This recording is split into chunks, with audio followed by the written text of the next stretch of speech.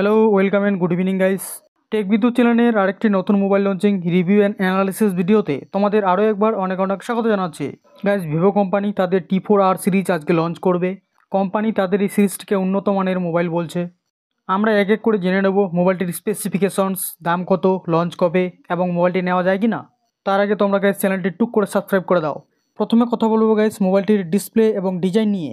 ডিসপ্লেটি একটি 6.77 ইঞ্চির AMOLED display, রয়েছে 16.7 million colour, resolution 1080x2392 pixel, refresh rate 120 hertz এবং মোবাইলটির আকৃতির অনুপাত 20:9।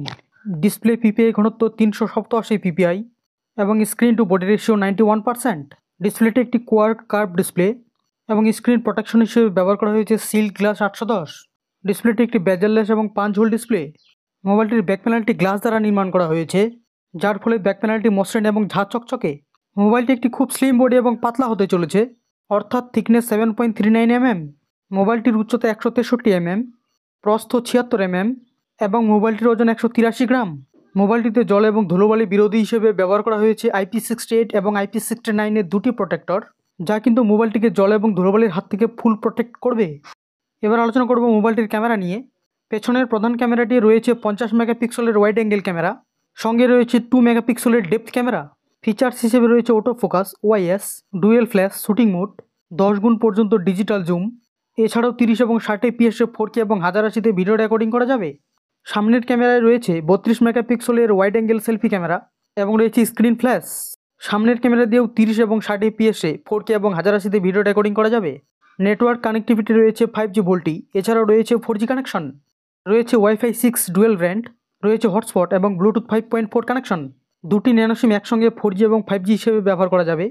রয়েছে জিপিএস ব্যবহারের সুবিধা এবং NFC ব্যবহার করা হয়নি। অডিও জ্যাক হিসেবে রয়েছে USB Type-C 2.0 কানেকশন। সেন্সর হিসেবে রয়েছে face unlock fingerprint sensor. Fingerprint সেন্সরটি রয়েছে মোবাইলটির ডিসপ্লেতে এবং এটি একটি অপটিক্যাল সেন্সর। অন্যান্য সেন্সরের মধ্যে রয়েছে light sensor, proximity, gyroscope, compass ইত্যাদির মতো গুরুত্বপূর্ণ ফিচার্স। মোবাইলটির ব্যাটারিতে রয়েছে 5700 mAh এর high performance lithium carbon battery, যা কিন্তু 42 ঘন্টা পর্যন্ত একটানা ব্যবহার করা যাবে। ব্যবহার করা হয়েছে 44 ওয়াটের দ্রুত চার্জিং অ্যাডাপ্টার, যা কিন্তু 78 মিনিটে ফুল চার্জ করে দেবে। সবশেষে কথা বলবো মোবাইলটির টেকনোলজি এবং পারফরমেন্স নিয়ে। অপারেটিং সিস্টেমটি ব্যবহার করা হয়েছে Android 15, যেখানে কিন্তু অপারেটিং সিস্টেম আপডেট 4 বছর পর্যন্ত পাওয়া যাবে। সিকিউরিটি আপডেট পাওয়া যাবে 5 বছর পর্যন্ত। কাস্টম ইউআইটি ব্যবহার করা হয়েছে ফান্টাচ OS 15, যেখানে প্রসেসরটি ব্যবহার করা হয়েছে মিডিয়াটেক ডাইমেনসিটি 7400 প্রসেসর। সিপিইউ হিসেবে ব্যবহার করা হয়েছে 2.6 GHz অক্টা কোরের সিপিইউ এবং সাথে ব্যবহার করা হয়েছে 64 বিটের আর্কিটেকচার। ব্যবহার করা হয়েছে 4 ন্যানোমিটারের প্রসেসর, সঙ্গে জিপিইউটি রয়েছে মালিজি 615। সাথে ব্যবহার করা হয়েছে 8 জিবির র্যাম এবং 128 জিবির স্টোরেজ। 8 জিবির র্যামকে পরবর্তীতে বাড়িয়ে 16 জিবি পর্যন্ত ব্যবহার করা যাবে, সাথে এক্সট্রা মেমোরি কার্ড ব্যবহারযোগ্য। প্রসেসর আন্তর্জাতিক স্কোর 7.5 লাখেরও বেশি বের করে দিচ্ছে, যা কিন্তু গেম ফাটিয়ে চলবে। কথা বলবো মোবাইলটির দাম কত রাখা হয়েছে। তো ভারতের বাজারে মোবাইলটির দাম রাখা হয়েছে গাইস 18,000 টাকা, যেখানে বাংলাদেশে মোবাইলটির দাম গিয়ে দাঁড়াবে 32,000 টাকার পাশে। কথা বলবো দামের মধ্যে মোবাইলটির ফিচার্স ঠিকঠাক আছে কিনা। স্ক্রিনটি কোয়াড কার্ভ এবং অ্যামোলেড স্ক্রিন। ডিসপ্লে পিপিআই ঘনত্ব একটু কম রয়েছে। স্ক্রিন প্রোটেক্টর ভালো ব্যবহার করেছে। মোবাইলের ডিজাইনটিও খুব সুন্দর করে তোলা হয়েছে, সেই হিসেবে মোবাইলের স্ক্রিন এবং ডিজাইনটি ঠিকঠাক আছে। ক্যামেরাতে ব্যবহার করা হয়েছে 50+2। 50 থাকলেও গাইস ভিভোর ক্যামেরা মানে ভালো কোয়ালিটির ক্যামেরা, অতএব ক্যামেরার দিক থেকে মোবাইলটি খুব ভালো হবে।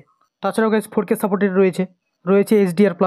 ক্যামেরা কোয়ালিটি তোমরা দেখতেই পাচ্ছ, ছবিগুলি দেখলেই বুঝতে পারবে ক্লিয়ার ছবি এসেছে। পারফরমেন্সে ব্যবহার করেছে মিডিয়াটেক ডাইমেনসিটি 7400 প্রসেসর।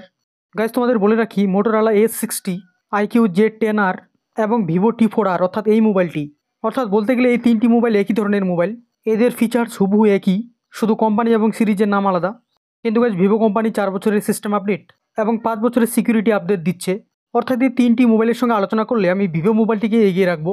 কিন্তু গাইস বলতে গেলে মিডিয়াটেক ডাইমেনসিটি 7400 কতটা পারফরমেন্স মোবাইলটির বের করে দেবে জানা নেই, যেহেতু আমরা সবাই স্ন্যাপড্রাগনের প্রসেসরই ব্যবহার করি এবং পছন্দ করি। জল এবং ধুলোবালি বিরোধী হিসেবে একসঙ্গে দুটি প্রোটেক্টর ব্যবহার করেছে। যেখানে 3 GHz সিপিইউ ব্যবহার করা উচিত ছিল, সেখানে ব্যবহার করেছে 2.6 GHz মাত্র। র্যাম তো ভালোই বের করে দিচ্ছে, আন্তর্জাতিক স্কোর ভালোই বলা যায়। ব্যাটারির দিক থেকে আমার একটি কম মনে হয়েছে। তোমাদের মন চাইলে মোবাইলটির দিকে তোমরা ডেফিনেটলি যেতে পারো।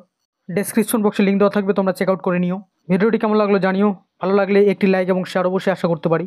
বন্ধুদের সঙ্গে অবশ্যই শেয়ার করবে। দেখা হচ্ছে পরের কোনো ভিডিওতে, ততক্ষণে tata, bye bye, take care, Jai Hind এবং ভারত মাতা কি জয়।